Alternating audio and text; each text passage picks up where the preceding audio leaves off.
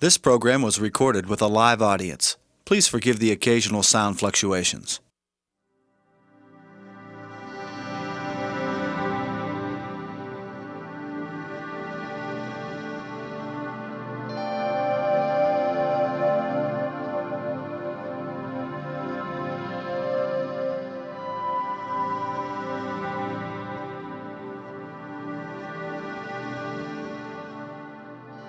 In this live lecture, Dr. Wayne W. Dyer explores intention as an all-pervading force in the universe that allows the act of creation to take place. Intention, he explains, is not something you do, but an energy you're a part of. Not only do you emanate from the field of intention, but if you align yourself to it, your desires become fulfilled and you find yourself at peace. Healing, manifesting your desires, and creating miracles are genuine possibilities, and indeed probabilities, when you listen to Dr. Dyer and connect to the power of intention.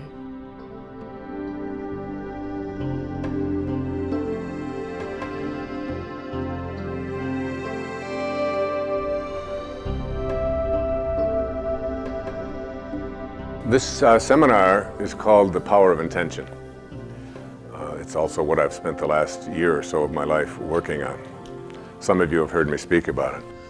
Generally, when we think of the word intention, we have a tendency to place a definition on it that involves our own ego. If I have an intention to do something, it means that I have a very strong will, and nothing is going to stop me, and nothing's going to get in the way. And this word intention very often means something like a pit bull, who have, I don't know if you've ever seen one of these pit bulls who get a hold of a tire, and you can take the tire and you can do this to the pit bull and the thing will never let go. It gets that grip, that iron grip on it. And so I intend to make a certain amount of money. I intend to have a certain job. I intend to meet the right person, the person of my dreams. I intend to heal myself of this disease. I intend to be happy. Any number of these kinds of statements that we refer to, and we use the word intention. And I'd like you to, for the remainder of this program, I'd like you to really think in terms of shifting that definition of intention. And rather than thinking of it as something that you do, I'd like you to try to put your attention on an idea that says that intention is not something that has anything to do with my ego at all. That intention is a field of energy in the universe. And this field of energy is very powerful, and everything that shows up here in this world of the material that we're all trapped in was intended here from something. Now, when I think and speak about intention, and we'll be speaking about it throughout all of these days, I'm going to be looking at intention that way. And the problem that we have with the other definition of intention is that we get ourselves involved in it so strongly that we label ourselves as successes or failures dependent upon whether or not we're able to fulfill these things that we intend to create. And I have come to a place at this time in my life that I have an awareness that God builds all the bridges, and that God delivers all the speeches, and that God writes all the books, and that God creates all of the means for anything that is going to come into this world, including ourselves. And that when we get our egos out of it, and our egos are really just ideas that we carry around about who we are. And this ego has an idea that says that who I am is based upon the idea of what I have, or what I do, or what other people think of me. And this ego part of us is also something that identifies ourselves on the basis of being separate from each other. So if you believe that you're separate from everybody else in this room, or everybody else in your life, if you believe that, then it's important for you to believe that you are in competition with that person, and that what it is that you would like to get, they might be going after it and getting it before you do. And so you find yourself very often with this ego belief that I am my stuff, I am my accomplishments, I am my reputation, and I am separate. And that key word is separate. I am separate from everybody else. Places an enormous amount of pressure on us to be in a state of competition with each other. It also makes us adversaries. Watching the political season, whenever it comes upon us, is always intriguing to me. If I ever ran for political office, I'd like to stand up in front of a group of people with 9 other people who are all trying to get the same nomination as I am, and announce that I have no opponents, that I'm not running against anyone, that the person that is in the White House right now is not someone that I am running against. I'm not running against anybody else's record. I always loved Mother Teresa's observation when they asked her in 1967, will you march for us against the war in Vietnam? And she refused. She said, I will never march against the war. She said, but when you have a march for peace, I'll be there. And there's a big difference between marching against something or being what you're for. And wouldn't you just love to hear the people who are running for office who represent us saying, this is what I'm for. This is what I believe in. This is what I intend to create. This is what I see as my platform. And I'm not running against anyone or anybody else's accomplishments or otherwise. If you want to know about what they've done, ask them. This is what I stand for. This is what I believe in. So the concept even of having a debate in politics, to me, makes no sense. Because you're not running against someone else, you're running for this office and to be able to do these kinds of things when you are in office. So putting our attention on what we are for and also on being connected to each other is a big part of this field of intention. Also, I think that the idea that our ego says that I am separate from what I would like to attract into my life is a very important variable here. See, if there's no place that our source is not, if there's no place that God is not, then God has to be in me. And if there's no place that God is not, God also has to be in everything that I perceive to be missing from my life. In some way, invisible though it may be, I am connected already to everything that is missing in my life, so that really being able to be in this field of intention that I'm speaking about is one in which you do not see yourself as disconnected from anything or anyone. It's a place where you have an awareness that I have within me an invisible power that connects me to everything that exists in this universe, not only exists now, but ever has existed and ever will exist. And that every single human being on this planet and in this universe in some way shares this field of intention with me. We were all intended here from a source. And this will become clearer as you listen on. The other thing that I think this ego says is that I am separate from God, so that we all show up here as part of a divine, perfect state of well-being. We all show up here from that. And then we take on these things called egos. I am what I have. I am my stuff. I have more stuff than you have. I am smarter than you. I have more money. I am more this, that, and the other thing.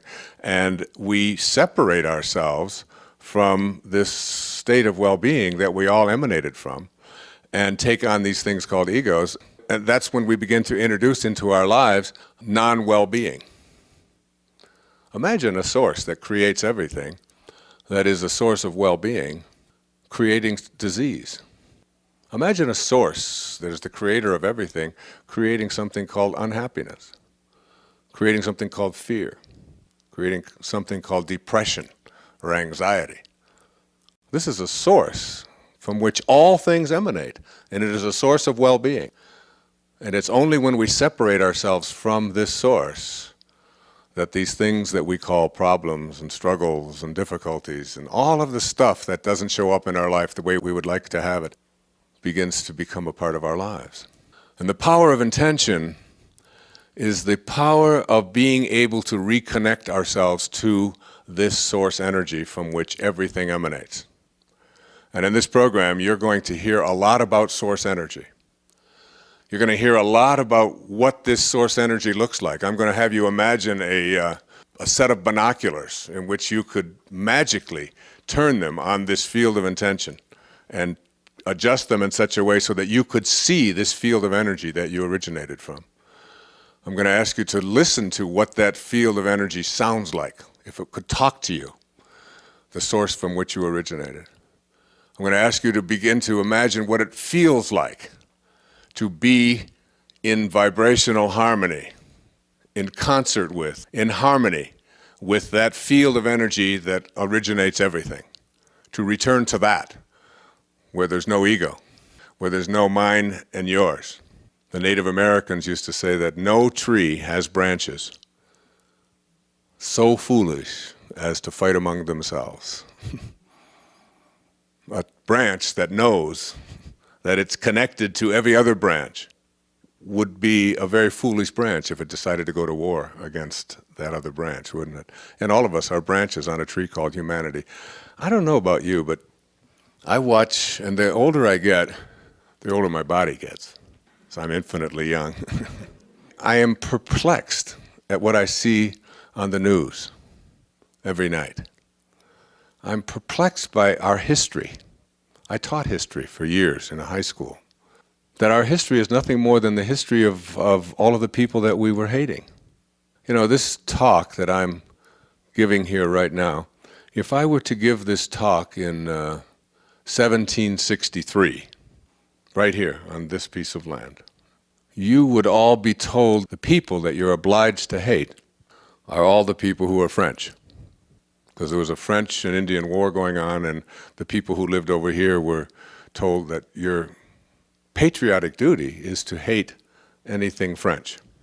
If you went 20 years later, you were allowed to like the French. They were welcome now. So you didn't have to hate them anymore. But now you had to turn all of your hatred that we will decide is who you're supposed to hate in the name of whoever tells us who we're supposed to hate toward the English. And so if you watched the Patriot, Mel Gibson's movie, you can see how much hatred there was, and the people locking each other into churches and closing the doors and setting them on fire. This kind of behavior toward each other, it's very perplexing to me.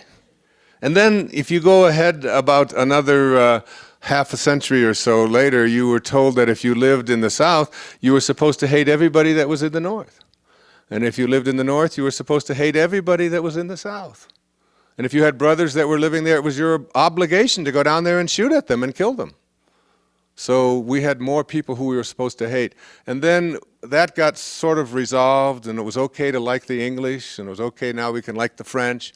And yes, we can now, we don't have to kill each other. I mean, if you look at the films of movies like Gettysburg, I stood there at that battlefield and watched just a reenactment of what took place there. Thousands of men lining up on this end of the field, and thousands more lining up on the other end of the field, and then they just charge at each other because they're told to do this, and the people who have the most people standing at the end of the day on the field are declared the winners over a field. And then they all leave the field and go someplace else and do the same thing over and over again. Shooting, I mean, it isn't like they're throwing puffballs at each other. They're killing each other. All of these people who are connected to each other. And then you go ahead and it's now okay to love people in the North and South again, that's fine. So now 30 years later, you're supposed to hate the Spanish. We're at war with Spain, the Spanish-American War in 1898. So now anything Spanish you have to hate. So now you're told who to hate again. And we're going over there trying to kill anybody that is Spanish. And North and South is united, and you can like the English. Until 20 years later, we're told that our obligation is to hate the Germans. And now you can like the people from Spain, and you can like the French. That's okay. So here we go back, and we fight again and kill and kill and kill in the hundreds of thousands. The way that we evaluate our levels of civilization is based upon how good we are at killing. and how many people we can kill, until we invent terms like megadeath, where we can now actually figure out ways to kill each other because of who we hate by sitting in air-conditioned rooms and just pushing buttons on almost like a computer game.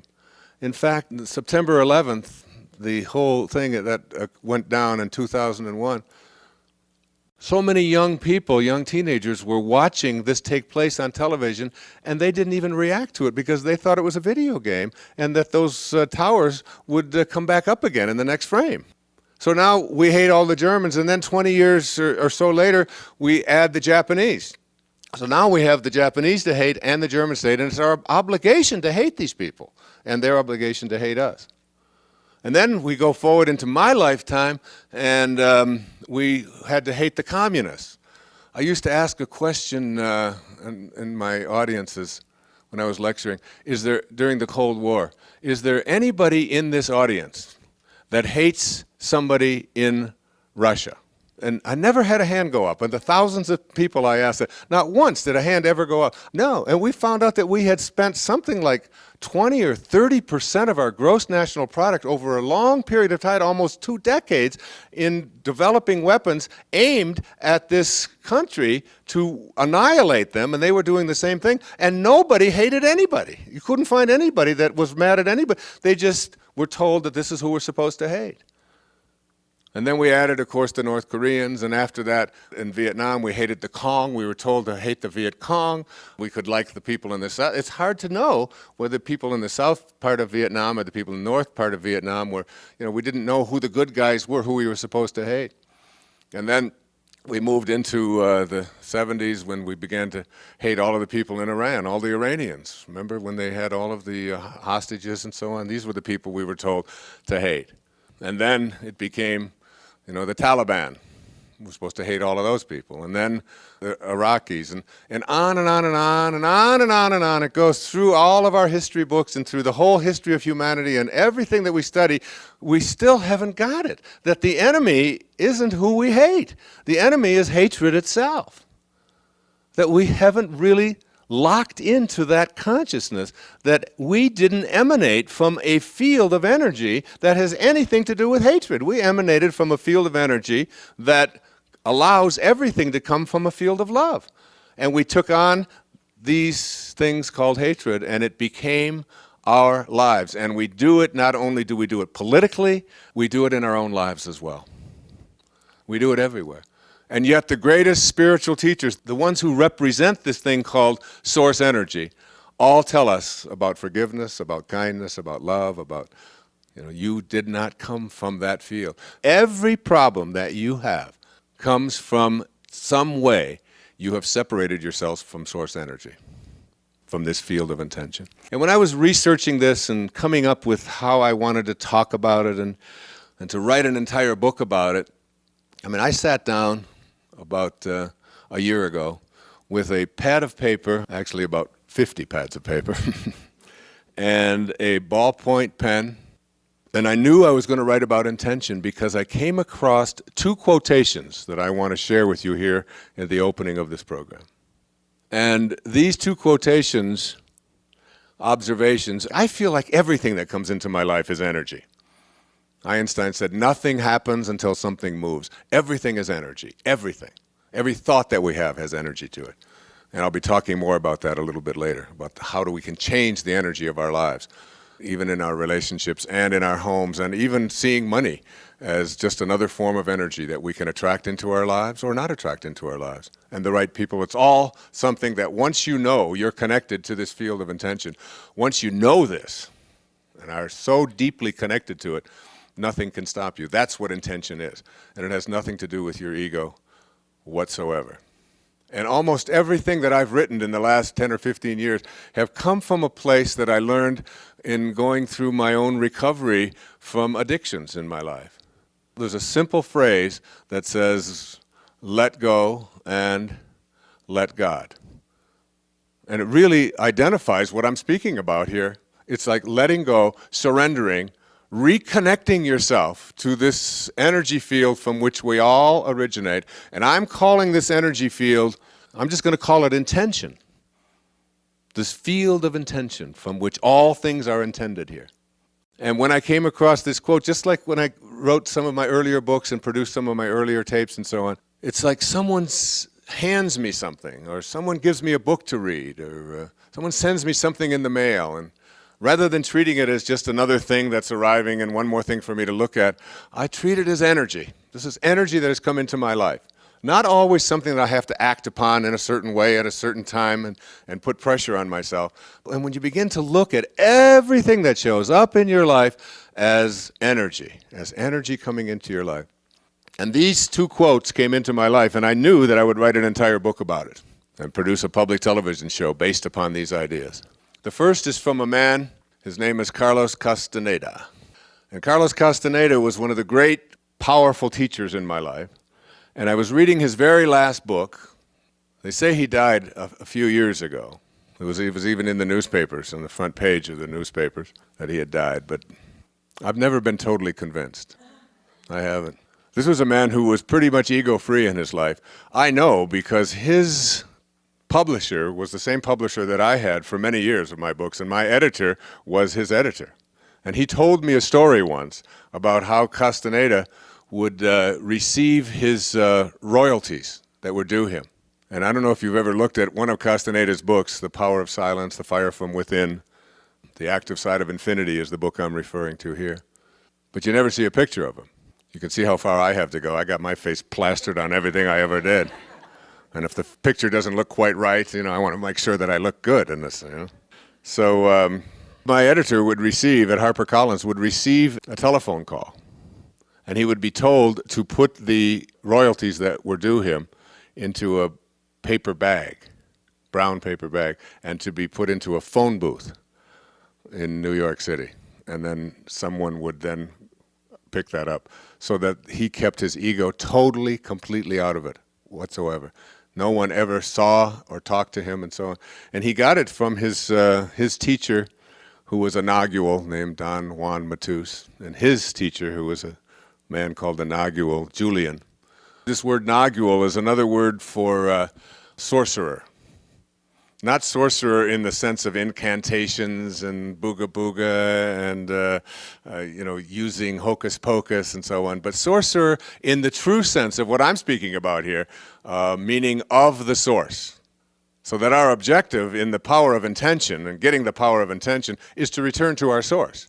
Not only to return to our source, but to live from our source at source energy as often and as frequently as we can. And any time we find ourselves depressed, down, sad, not feeling good in any way, or not even having what we want show up in our life, recognizing at that moment, I'm disconnected from intention. I'm disconnected from my source. And I want to return to my source. And when I return to my source, I will regain the power of my source. And this program is about how to specifically return to your source. And this is what Castaneda said in the Active Side of Infinity. In the universe, there is an unmeasurable, indescribable force which those who live of the source, that is, sorcerers, call intention. And I had never heard intention used that way before. In the universe, there is an unmeasurable, indescribable force which those who live of the source call intention. And that absolutely everything that exists in the entire cosmos is attached to intent by a connecting link. You can never be separate from your source. Sorcerers, those who live of the source, these Naguals, these people who we call enlightened masters or self-actualizers or whatever, people who are living at the highest levels of energy. Sorcerers are not only concerned with understanding and explaining this connecting link, but they are especially concerned with cleansing it of the numbing effects brought about by the concerns of living at ordinary levels of consciousness. That quotation I had typed up, laminated, carried it with me wherever I went for about 1.5 years, until the day came on December the 7th last year that I knew it was time to write about it. And I sat down to write about it without an outline, not knowing at all what Chapter 2 was going to be. I just decided to start out with Chapter 1 about a new look at intention. And I connected to my source, allowed it to flow through me. And Chapter 2 turned into Chapter 3, turned into Chapter 4. And all of it flowed as blissfully and peacefully and joyfully and dramatically. In fact, I would just watch it unfold. And I hand wrote 569 pages. And there were times when I would write, I would be so inspired in spirit, connected to source. I would be so inspired that I would forget to number the pages. I don't know if you've ever had an experience of writing for 7 and 8 hours and having the pages just fly and just throwing them down because you didn't want to stop to put a number, and then the next morning try to put it all together when there's maybe 70 pages that you don't have any numbering system for. But that's what happened as you connect to source. So that quotation that I just gave you is something to really look at. Because you're breathing, because you're listening right now, because you're here in this room, you have to be connected to source. So the question isn't, am I or am I not connected to source? The question is, how dirty is the link? How corroded is the link? How much do I believe that I am connected to this field of energy? And how frequently do I allow myself to go back to it and reconnect to it? And how often do I deny it and take on something called ego consciousness? So that was the first quotation, the one of Castaneda. And what he said there about sorcerers are not only concerned with understanding and explaining this connecting link, which is wonderful, and hopefully I'll be able to do that here in this program, but they're especially concerned with the numbing effects brought about by living at ordinary levels of consciousness. That is, instead of living out the greatness that you signed up for to become, the genius that you showed up here from this field of energy to become, instead of that, you've taken on a willingness to be ordinary, average, a willingness to let yourself get sick, a willingness to become addicted to substances, a willingness to be victimized in relationships, a willingness to not have abundance in your life, to attract scarcity, and to believe in it, even though the source from which everything emanates is endlessly abundant. You signed up for scarcity in some way or another, or an absence of love. And it's like, that's what is meant by the numbing effects of living your life the way someone else programmed you to be. I wrote a book a few years ago called 10 Secrets for Success and Inner Peace. And one of those 10 secrets is don't die with your music still in you. You know, you showed up here. Whether you consciously did it or not, you still showed up here from this field of intention. And there's music that you're supposed to be playing. And when you don't play it, the numbing effects take over. And the numbing effects are not feeling good, not feeling happy, not feeling joyful, not feeling bliss, not feeling abundant, not feeling loved, not feeling cared for, and feeling as if you're a victim. And the answer to it all, it seems to me, that Castaneda was suggesting there, is to figure out a way to return to your source, to reconnect, to become a connector. The other quote that I typed up and carried with me and put into the opening chapter of this book was from a man who received the Nobel Prize in Stockholm, Sweden, for his work on the atom. And he was considered to be the greatest scientific mind of his time. His name was Max Planck. Max Planck, P-L-A-N-C-K.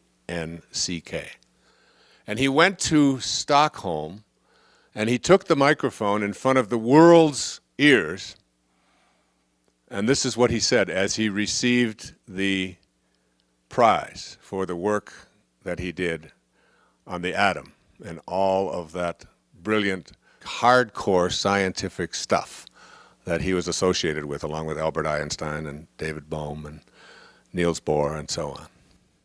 He said, as a man who has devoted his whole life to the most clear-headed science, to the study of matter, I can tell you, as the result of my research about atoms, this much. There is no matter as such. All matter originates and exists only by virtue of a force which brings the particles of an atom to vibration and holds this most minute solar system of the atom together. We must assume behind this force the existence of a conscious and intelligent mind. This mind is the matrix of all matter. It is the source of all matter. And you listening, you here in this room, all of us, are made up of particles that we call matter. And here's a metaphysician, Carlos Castaneda, and a scientific, brilliant mind, both saying the same thing, that we all emanate here from a field, and that field has no particles in it. So the question becomes, what is this field? Where is this field? And how do I get there? How do I get to this field? And one of the quotes that I really loved was also from David Bohm. This is the kind of stuff I was reading, by the way, that just came to me as I wrote The Power of Intention. It's called Wholeness and the Implicate Order. It's not going to be on the New York Times bestseller list any day soon. But one of the things that Bohm suggested is that all ordering, influence, and information is present in an invisible domain or a higher reality and can be called upon in times of need. And where is this field? Where would you find it? There's no place that it is not. You are connected to it at all times in your life. And it has no particles. It has no form. A little bit later on, I'm going to talk to you in a way about where we all originated and how to get back to that without having to die. I remember Castaneda suggesting that we're born into a house that has 1,000 rooms, but we enter one room. And the only way we know how to get into this one room in this mansion that has 1,000 rooms in it is to be born, to be conceived and born. The door opens and the door slams behind us, and we're in this room, and he called this room the room of daily awareness.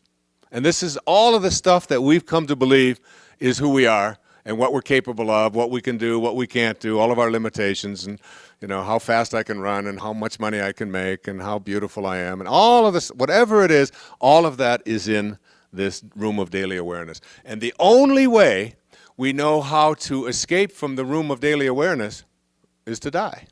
So we get stuck in this room, and we can't find our way out of the room until we die. And Castaneda's teacher said to him, if you stay with me, I will teach you how to get out of the room of daily awareness and explore the other 999 rooms that are yours to explore without having to die.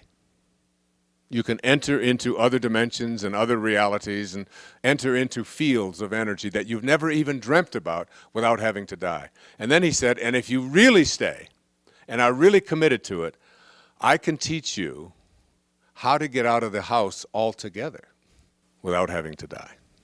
You can look at it from a totally different and a new perspective.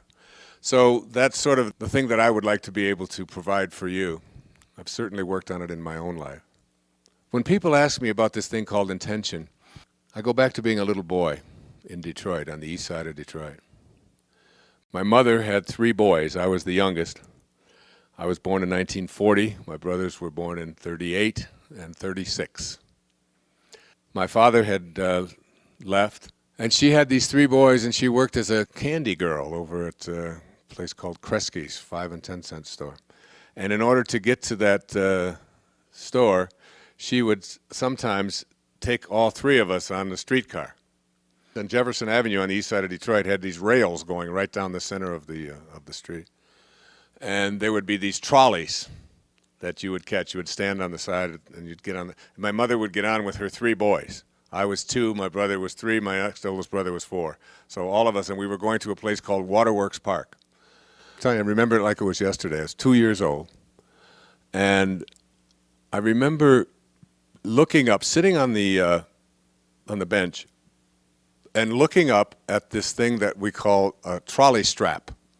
It was a strap that came out of the ceiling, and that if you could stand up and you were tall enough, you could hold on and keep yourself from falling.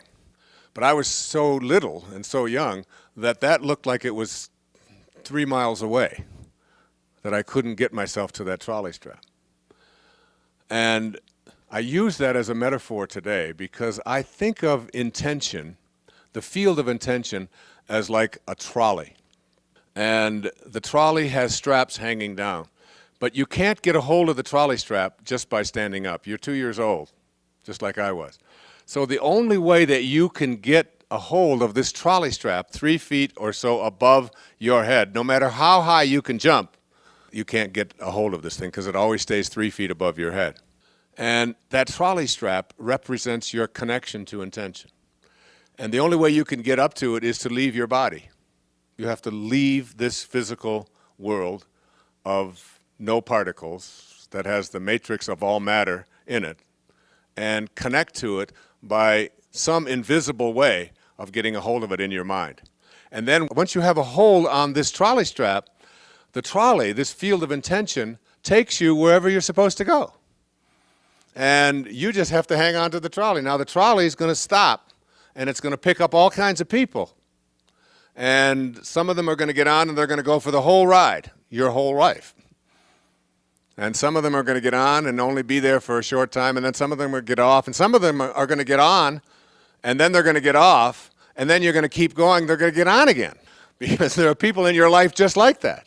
And the thing stops exactly where it's supposed to, and it picks up exactly who it's supposed to pick up. And when people come to me and say, oh, if I only wouldn't have done so-and-so, and if I wouldn't have met that guy that I was married to for 3 years, and I had, the only good thing that happened is that we had these 3 children, but the rest of it, he was no good.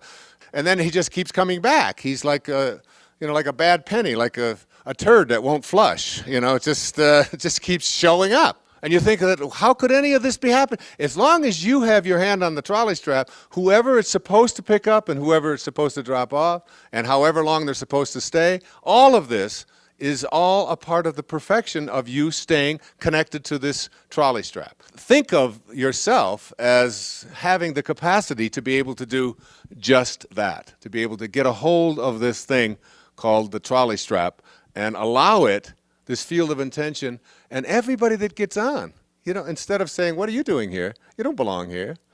Instead of that, you just look and you welcome them. And everybody that shows up exactly on time. And when you're connected to intention, they're all there for your best interest.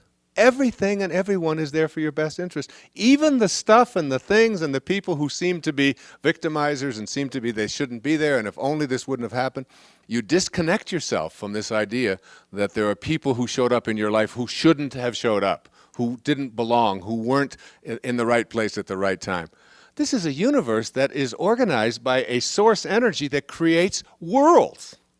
It doesn't make any mistakes. The people that show up in your life, even the ones that are the toughest ones for you to understand, all showed up exactly on time, as did you. And when you're connected to intention, you begin to see that this thing now stops only at places that are destined for your absolute best interest. You have to be able to make that shift.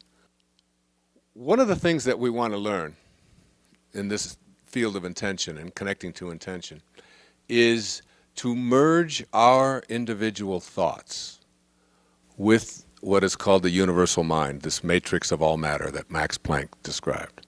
You want to merge yourself with that. And I'll be talking much more about that later on.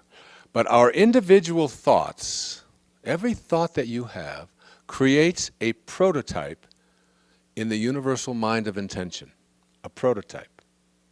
You and the power of intention are never separate. So that when you form a thought within you that's in harmony with or commensurate with spirit, you form what is called a spiritual prototype that connects you to intention. You get connected to this thing called intention. And this sets into motion the manifestation of all of your desires. One of the quotations that Einstein had, he said, all I want to do, I'm paraphrasing here, all I want to do is learn to think like God thinks, or to think the thoughts of God. All the rest is details. And that really is a very powerful idea, to understand that this field of energy from which we all show up thinks a certain way, looks a certain way, feels a certain way. And when you're thinking and feeling and acting in those ways, as it says in the New Testament, with God, all things are possible. Now you tell me what that leaves out. All things are possible. I've got 3 suggestions for you just to think about, and these again are taken from The Power of Intention. Whenever you feel lost or out of sorts or in a sour mood, do what I do, which is to visualize the trolley strap hanging down from the field of intention, 3 or 4 feet above your head. And imagine yourself just floating up and allowing this trolley to carry you to your built-in intention. This is a tool for implementing something called surrender in your life, where you surrender to this source. And I just say the words intention, and I just see the trolley strap hanging down, and I just float up to it. I find myself so much more at ease and in a state of well-being, which is the source from which we all came, a field of well-being. And you can do this virtually at any time in your life. You can even do it in the midst of an argument with someone. Or you can do it when you're feeling depressed at any given moment. You can just stop yourself and say, trolley strap. Float up, get a hold of it, and allow it, this source, to take you where you were intended to go. And allow you to have the comfort and the joy and the peace of this source energy with you rather than fighting it. So that's one of the suggestions. The other thing is to say the word intent or intention out loud and repeat it, especially when you're in a state of anxiety or when all around you seems to have conspired to keep you from your mission. This is a reminder to be peaceful as often and frequently as you can. And finally, I suggest that you copy this ancient Hasidic saying and carry it with you. It's a reminder of the power of intention and how it can work for you in every way, every day. I love this. When you walk across the fields with your mind pure and holy, then from all the stones and all growing things and all animals, the sparks of their soul come out and cling to you, and then they are purified and become a holy fire in you. That is so stunning to me, that when you are in a holy place, in a holy relationship with your source, everything conspires to work with you, everything, including the stones and the vegetation and the animals and everyone you meet. You start to create allies. And a little bit later on in this program, I'm going to be talking about the impact that you will have on others when you are connected to Source, and the impact that you have on others when you're disconnected from Source, and how much more pleasant it is to be around people who are living at Source energy. Now, the people who are always connected to intention are those that we revere as great spiritual masters, like a Jesus. We use the term Lord, Lord Krishna, Lord Jesus. Patanjali described them this way. He said, when you are steadfast in your abstention of thoughts of harm directed toward others and yourself, all living creatures will cease to feel enmity in your presence, will cease to feel fear, and will cooperate with you. That's what that Hasidic saying I just read to you is like. I was asked the question in an interview just recently, in Australia, "What is your mission?" And I said, without hesitating, God realization. God realization. A great saint in India named Swami Paramananda said, self-realization or God realization means that we have been consciously connected with our source of being. Once we have made this connection, then nothing can go wrong. And I remember Nisargadatta, the great teacher in India, saying, when he was asked a question about someone who had a problem, and they confronted him back and said to him, "How can you be so smug when so many bad things are going on in your world and in your life?" And he said, "Ma'am, in my world, nothing ever goes wrong." And we look at that, we say, well, what kind of nonsense is that? Nothing ever goes wrong. But when you're at God realization or at connected to Source all the time. So yes, my objective for myself is to be there in this body that I'm in, to be at that place where I'm at God realization. I assure you I've got long ways to travel to get there, especially having 8 kids. I always notice that all of the great saints never had any children. I always think, well, if Buddha, if you had to take, 5 kids with you on a flight, or to go on a vacation with them all in the car screaming at you, I don't know. So, I think God realization is our destiny, and that we can have it while we're embodied. Perhaps that's what the human journey is about, is to connect to it. If you could take a wave on the ocean, and you can identify the wave, and you can see that it has a certain size and a certain speed and a certain individuality and all kinds of things about that wave that we can describe. But if you ask, what is its essence? What is it? You'd say it's the ocean. And what is the ocean? The ocean is its source, And that's sort of like us. We can identify ourselves by our size and by our speed and by all of these physical things that have appearances, but we forget that that's not our essence. Our essence is spirit. And if we could just remember our essence, then we could appreciate being a wave, and all that it means to be a wave. Whereas, imagine a wave on the ocean saying, I don't want to do it this way. I don't want to flow this way. I want to go that way. And and I don't like the wave next to me. And that wave is bigger than this wave. And it's not fair. And how come they got more chances at being a wave than I did? And they've got surfers on them and I don't have any surfers on me. And it's just like this. And that's what we do. And the fact is that everybody listening here right now, you are all paradoxes. You're in a body that begins and ends. You're in a body that has a certain form and certain appearances. And then there's this part of me inside here that's observing all of this ghost in this machine that has no beginnings and no ends, no form, no appearance. We're walking, talking, breathing paradoxes at all times. We have to be able to live with both of these ideas at the same time. You can either decide to be connected to Source or not. That's your free will. If you make the choice not to be, you take the consequences of all of that, which involves so many of the things that we would like not to have. But at any given moment, you can say, I choose to vibrate to Source energy. I choose to be in harmony in concert with my Source. And once you do that, then everything that you were intended to be unfolds for you. All right, I call this the connection. And I want to read this here, and it'll be the only reading that I'll do. And I call this a portrait of a person connected to the field of intention. And the quotation that I had for Abraham Maslow was this: self-actualizing people, he said, must be what they can be. They must be what they can be. That's the distinction between those who are connected and those who are not. That whatever it is that I can be, I feel internally that I must create it. A person who lives in a state of unity with the source of all life doesn't look any different from ordinary folks. These people don't wear a halo or dress in special garments that announce their godlike qualities.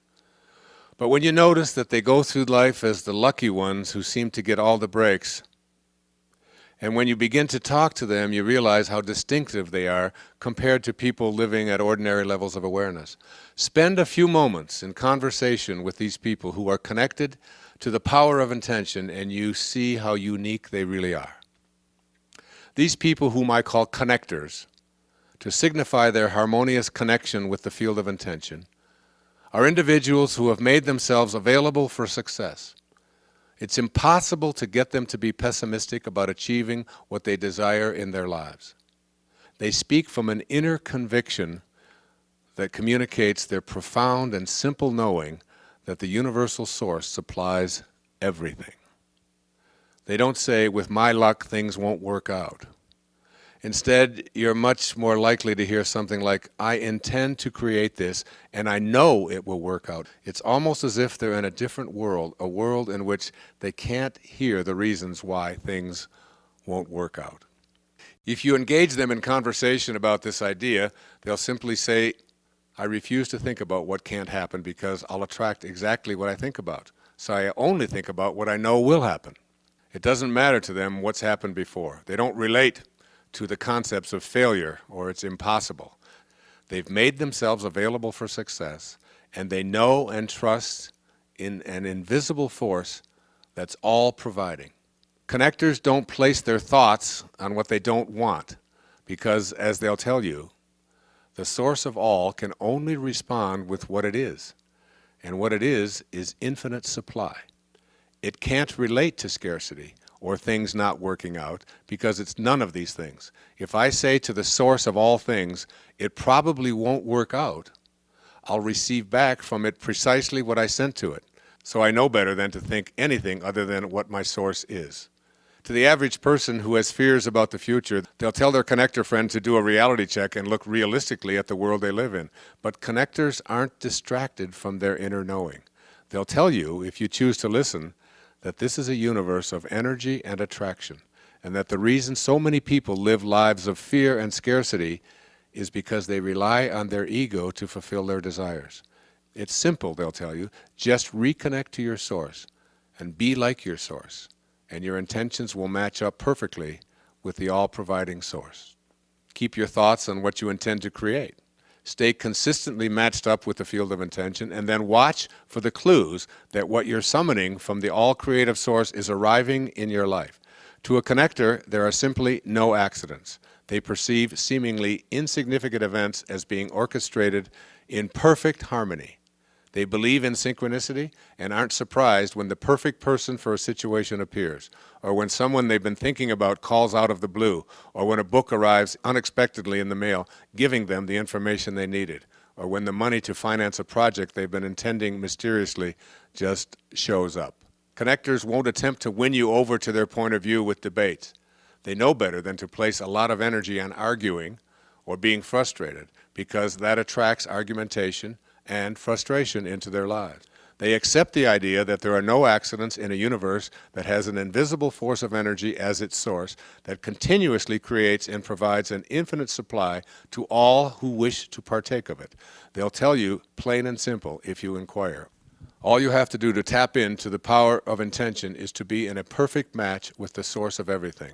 And I'm choosing to be as closely aligned to that source as I can. To connectors, everything that shows up in their life is there because the power of intention intended it there. So they're always in a state of gratitude. They feel thankful for everything, even things that might seem to be obstacles. And they know in their heart that somewhere an opportunity exists in the setback, and that is what they look for in everything that shows up in their life. They commune with the source in a state of reverent gratitude for all that's present in their lives, knowing that this empowers their intention to manifest precisely what they need. That's such a powerful thing, especially when people pray. You don't go to the source, ever assuming that something is missing, unless you want a confirmation of your belief in shortages. It's a very distinct difference in how we pray. You don't pray to be healed of an illness. You pray healing. You connect at a healing level with that which is all well-being. Connectors describe themselves as living in a state of appreciation and bewilderment. You're unlikely to hear them complain about anything. They aren't fault finders. Connectors appreciate the world and everything in it. They have a consciousness of the oneness, and therefore they make no distinctions such as them or those other people. To a connector, it's all us. If you could observe their inner world, you'd discover that they're hurt by pain inflicted on others. They don't have the concept of enemies, since they know that all of us emanate from the same divine source. They enjoy the differences in the appearance and customs of others rather than disliking, criticizing, or feeling threatened by them. In their heart, connectors feel an affinity to all of life, as well as to the source of all of life. It's because of this connecting link that connectors are so adept at attracting into their lives the cooperation and assistance of others in fulfilling their own intentions. The very fact of feeling connected means that in the connectors' minds, there's no one on this planet who they're not joined up with in a spiritual sense. Connectors aren't surprised when synchronicity or coincidence brings them the fruits of their intentions. They know in their hearts that those seemingly miraculous happenings were brought into their immediate life space because they were already connected to them. Ask connectors about it and they'll tell you, of course, it's the law of attraction at work. Stay tuned vibrationally to the source of all life that intended you, and everyone else here and all of the powers of that field of intention will cooperate with you to bring into your life what you desire. They know that this is how the universe works. Others may insist that connectors are just plain lucky, but the people who enjoy the power of intention know otherwise. They know that they can negotiate the presence of anything they place their attention on as long as they stay consistent with the 7 faces of intention, which I'll be speaking about here in this program. They understand how the universe works, and they stay blissfully in tune with it. Rather than challenging or finding fault with it, they'll tell you that we're all part of a dynamic energy system. Energy that moves faster, they explain, dissolves and nullifies slower moving energy. These people choose to be in harmony with the invisible spiritual energy. They've trained their thoughts to move at the levels of the higher vibrations, and consequently, they're able to deflect lower and slower vibrations. Connectors have an uplifting effect when they come into contact with people who are living in lower energy levels. Their peacefulness causes others to feel calm and assured, and they radiate as energy of serenity and peace. Rather than trying to persuade you to think like they do, they're convincing through the energy they exude. People feel loved by connectors because they're merged with the source of all life, which is love. Connectors tell you without hesitation that they choose to feel good regardless of what's going on around them or how others might judge them. They know that feeling bad is a choice and that it isn't useful for correcting unpleasant situations in the world. So they use their emotions as a guidance system to determine how attuned they are to the power of intention.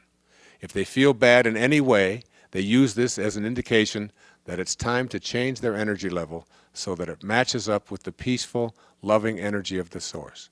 They'll repeat to themselves, I want to feel good. And they'll bring their thoughts into harmony with this desire. I want to feel good. 5 very, very important words that you'll practice a lot after listening to this program. If you ask them why they don't feel bad when so many bad things are happening in the world, they'll remind you that the world of spirit from which all is intended works in peace, love, harmony, kindness, and abundance. And that is where I choose to reside within myself. My feeling bad will only ensure that I attract more of feeling bad into my life. Connectors simply don't allow their well-being to be contingent on anything external to themselves. Not the weather, not the wars someplace on the globe, not the political landscape, not the economy, and certainly not anyone else's decision to be in low energy. They work with the field of intention, emulating what they know is the creative source of all. They live in harmony with spirit, never seeing themselves as separate. This awareness is key to their seeing the power of intention at work on a daily basis. They can see what it is that they intend to manifest into their lives as if it already had materialized, and for them, because it's so real in their thoughts, it is their reality.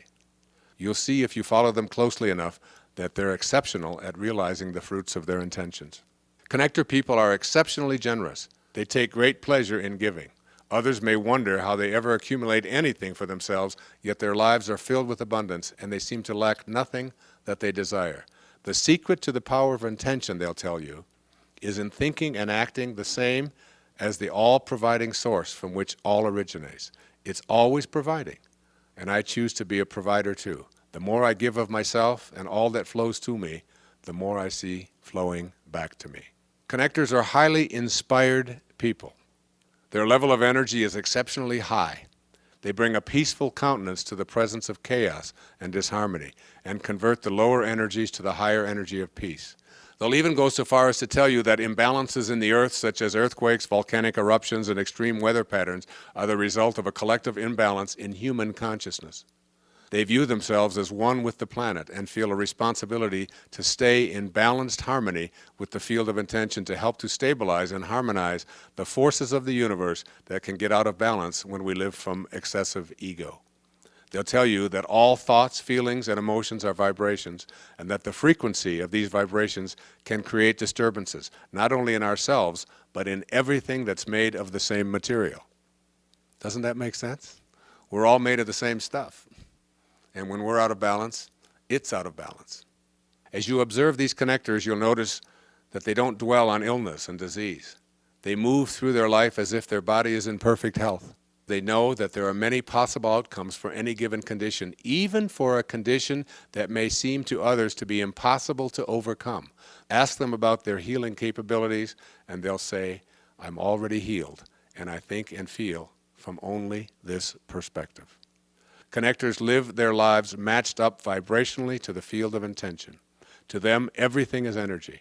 The connectors live through higher and faster energy that allows them to access their intuitive powers readily. By staying so connected to source energy, they're able to activate their intuition and have insight into what is possible and how to go about achieving it. Their inner knowing allows them to be infinitely patient, and they're never dissatisfied with the speed or the manner in which their intentions are manifesting. Connectors are exceptionally kind and loving people. They know that harmonizing with source energy is replicating the kindness from which they originated. They're always grateful for what comes to them, and they know that kindness toward all of life and our planet is how to display gratitude. By being kind, others want to return the favor and become allies in helping them to achieve their intentions. You'll also notice how connectors see the beauty in our world. They're always finding something to appreciate. They're inquisitive about life, and they're attracted to every manner of activity. They find something to enjoy in all fields of human and creative endeavors, and are always expanding their own horizons. This openness to everything and all possibilities, and this quality of always expanding, characterizes their proficiency in manifesting their desires. They never say no to the universe. Whatever life sends them, they say, thank you. What can I learn, and how can I grow from what I'm receiving? They refuse to judge anyone or anything that the source offers them, and this always expanding attitude is what ultimately matches them up with source energy and opens up their life to receiving all that the source is willing to provide. This makes them totally receptive to the abundance that's always ceaselessly flowing. These highly realized people think from the end, experiencing what they wish to intend before it shows up in material form. They use their feelings as a gauge to determine if they're synchronized with the power of intention. If they feel good, they know that they're in vibrational harmony with Source. If they feel bad, they use this indicator to adjust to higher energy levels. And finally, they act on these thoughts of intention and good feelings as if all that they desired were already here.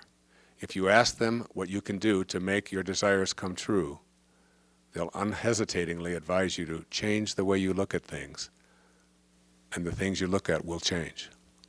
I urge you to replicate their inner world and rejoice in the infinitely magnificent power of intention. It works. I guarantee it.